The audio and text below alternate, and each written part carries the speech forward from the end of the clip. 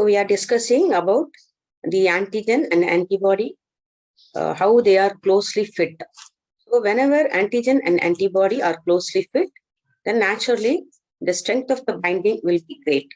Okay, so antigen antibody should fit to each other to form a complex, antigen antibody complex. So the binding strength between this antigen and antibody will always be great when they are closely fit.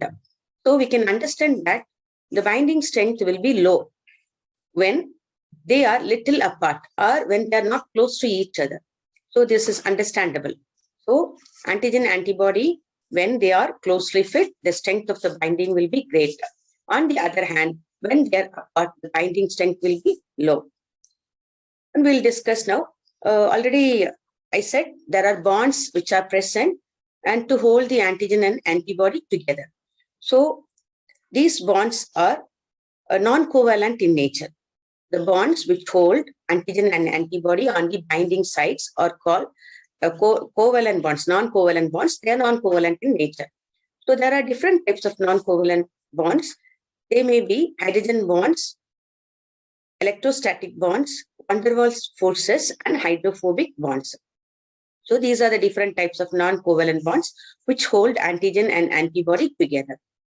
And antibody affinity also we discussed. So it refers to the strength of the reaction between a single antigenic determinant and a single combining site on the antibody.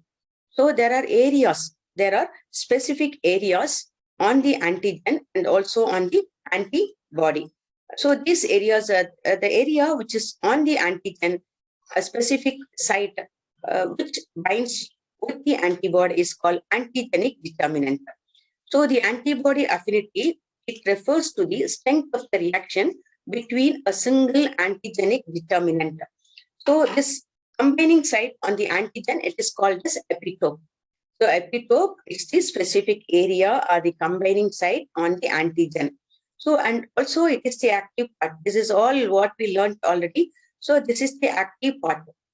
Epitope is the active part on the antigen, and it is also called antigenic determinant.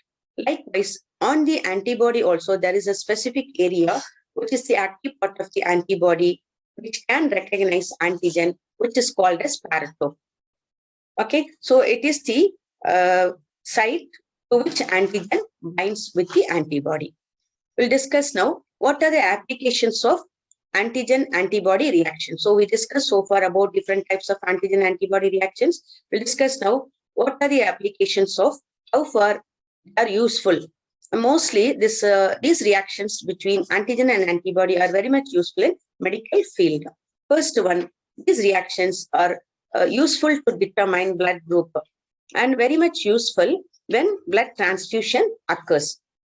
So when blood transfusion occurs, these tests are done to check compatibility or matching of the blood groups. So it is important to check compatibility of the blood groups while transfusion occurs. And second one is serological ascertainment of exposure to infective agents.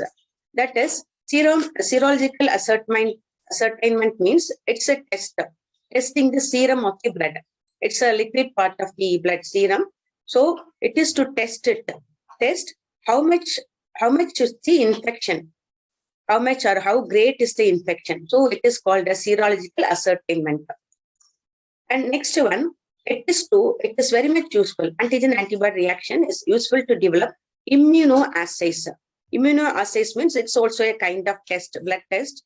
It is to test the levels of substances or the quantity of the substances in the blood serum. So it is called immunoassays.